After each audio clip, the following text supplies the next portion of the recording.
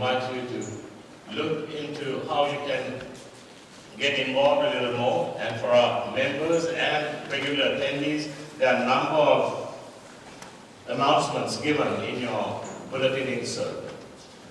There's one which says, Pastor Jan is looking for 12 good men to portray the 12 disciples for the Last Supper scene for our Maundy Thursday service. So men, if you would like to come on Tuesday, March 22nd at 7 p.m. Today is also the last day to order Easter eggs. So fill out your order form and put them in. And also those who want to get Easter flowers, there is a bulletin insert for you to order those flowers. Just fill out that form and put it into the offering. My name is Pastor Dylan, for those who don't know me. I'm the associate pastor. Our senior pastor, Jan Hughes, and about 30 women are out at a women's retreat. So we may be a little bit thin on the women who are regularly here, but I know that they're having a blessed time.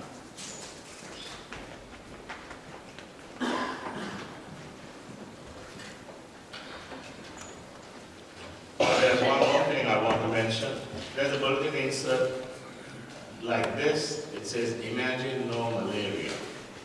It's a new initiative our church is launching. There are thousands of other churches that are doing this also. Today is the first time we are really announcing it. We are going to show a video clip a little bit later at the 10:30 service, describing some of what is involved. But please keep this in your prayers and in your mind. We are going to invite you to contribute with your time, your energy, and even your dollars as God leads you to help people survive the scourge of malaria in Africa.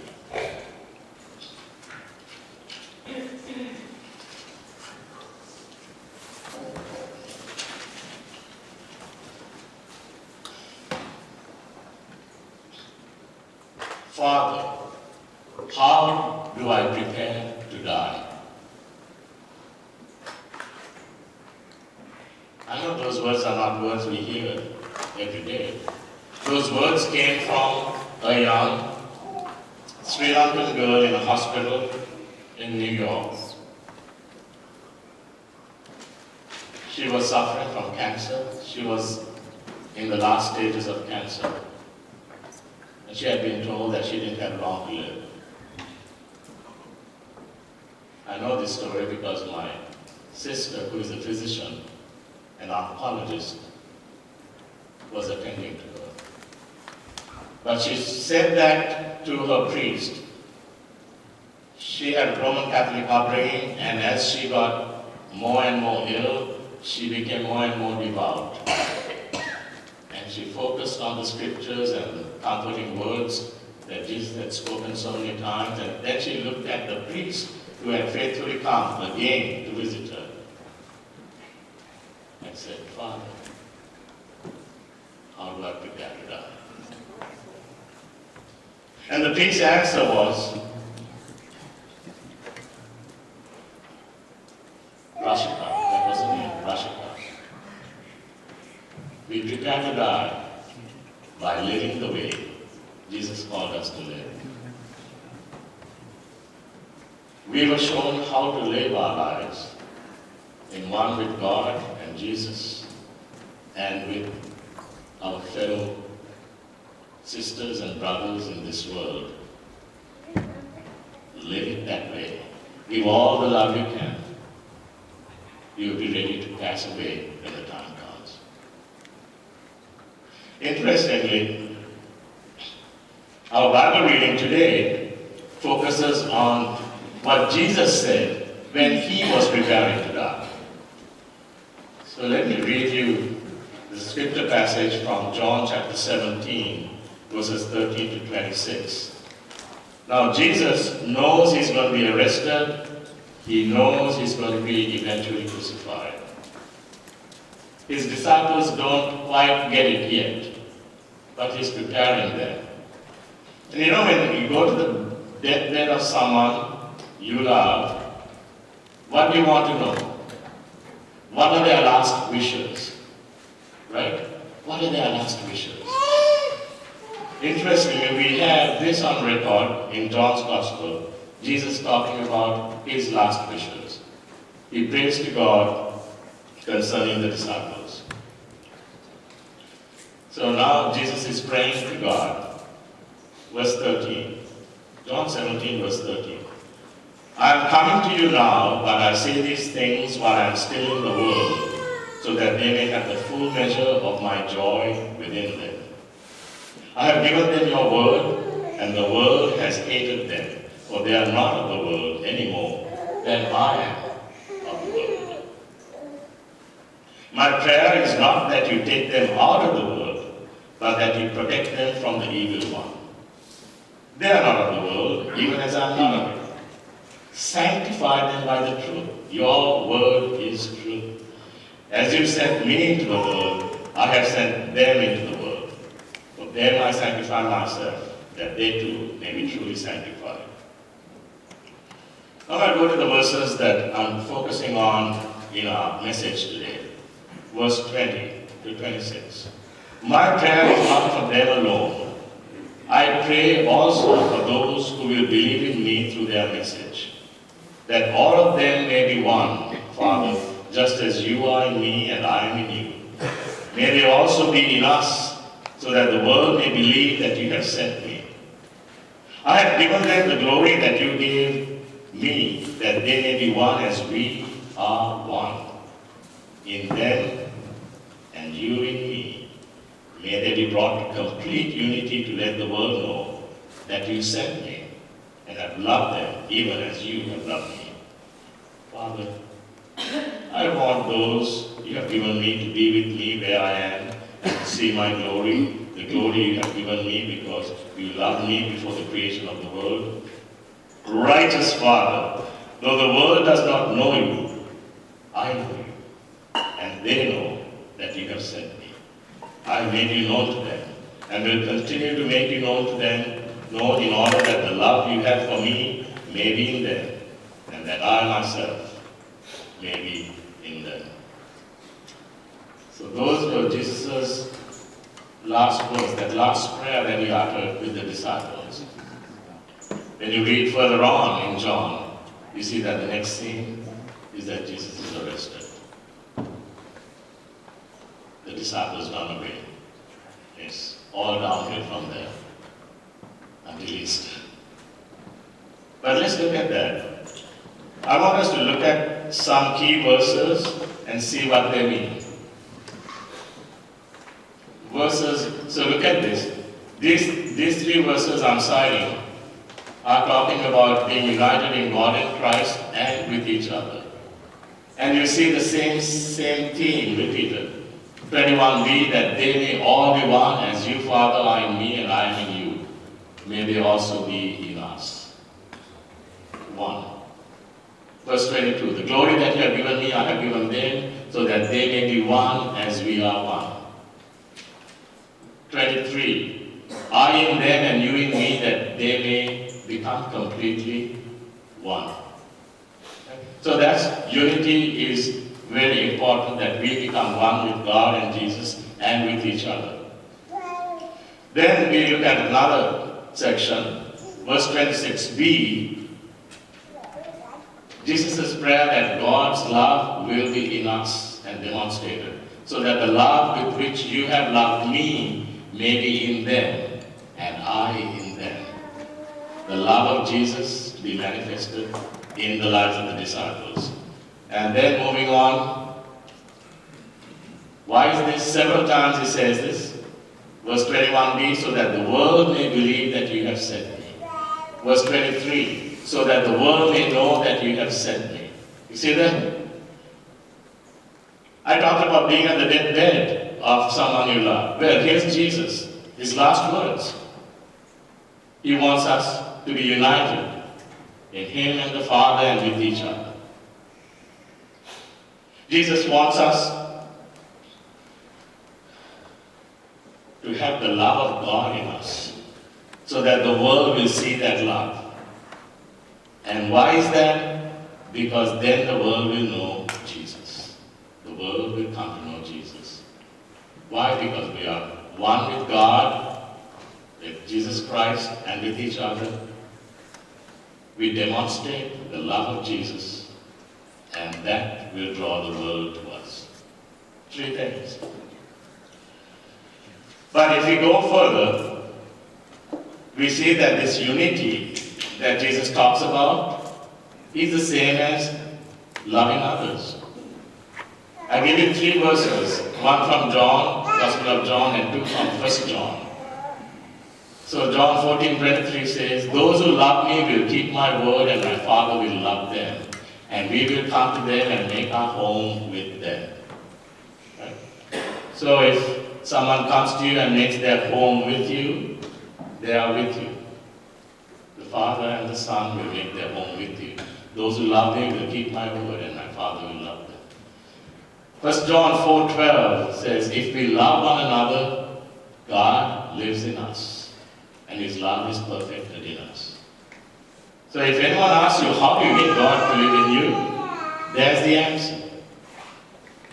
That is a projection that you have taken God and Jesus Christ into you, and it's transforming your life so that your love is projected. The love that Jesus has is projected to others.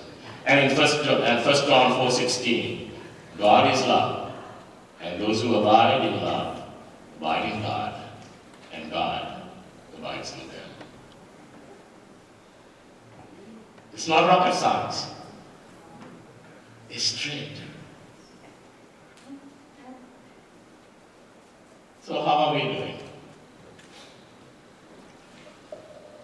I am firmly convinced that the company we keep shapes our lives.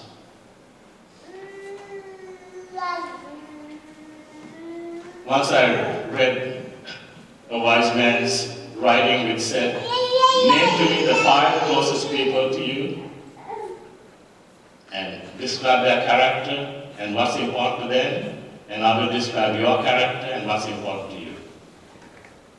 So I have been wondering about something. My family and I love dogs. We have a dog, but now my son, who got married, took our dog away, so we are really, really missing our dog. And Sharon, who is very fond of the dog, really waits every time. She yearns for them to visit with the dog. So I tease her by calling the dog her grand dog. Well, so I was curious, why is it that after a long time of pet ownership, frequently people who own the pets start looking like the pets, and the pets start looking like them? So if you look at a picture here,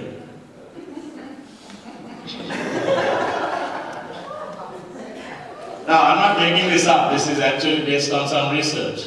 There's a Japanese researcher at a university who wanted to know why is it that owners frequently start looking more like their pets, or the pets start looking like them. I'm not sure which comes first.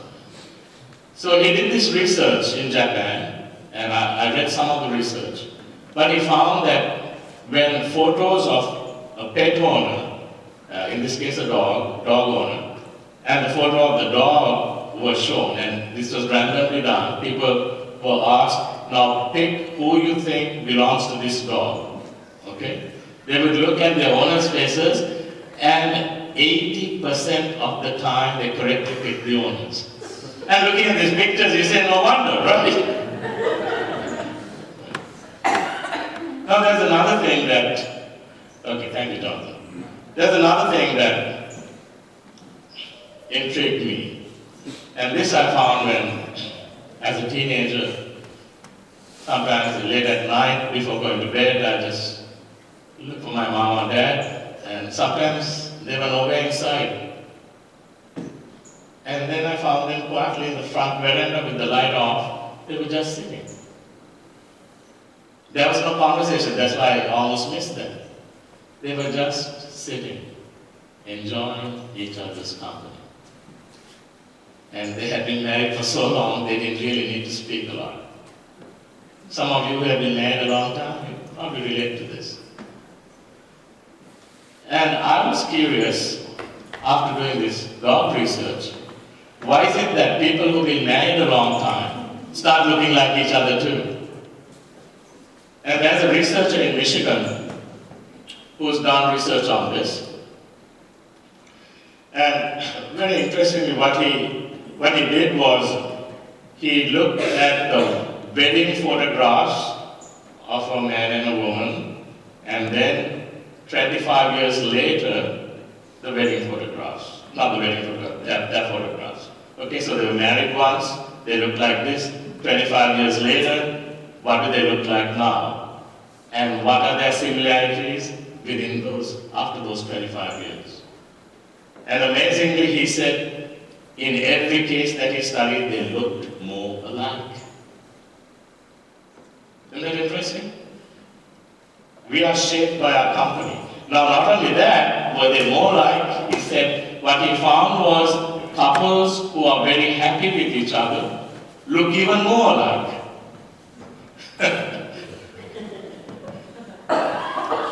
So now Jesus says, I am in you, and the Father is in me, and we are one. And I believe that happens because we keep the company of the Father and the company of Jesus. Couples that learn to love and grow together and become as one have spent time talking with each other, listening to each other, supporting each other, understanding each other, valuing each other. And when we do the same with God and Jesus Christ, we become more and more and more like the one we dream of. Earl Nightingale, a modern-day philosopher, said, "You become what you think about."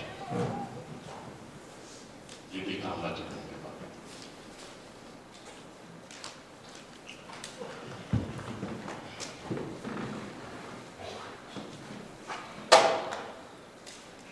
There is a story I have to share this with you before I end.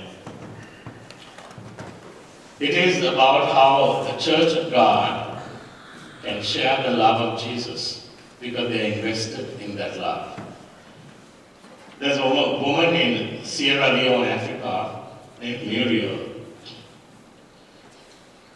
Muriel has several children. She's a single mother, and she was desperate because she could not put food on the table for her kids, but to compound that, she felt that she had got malaria.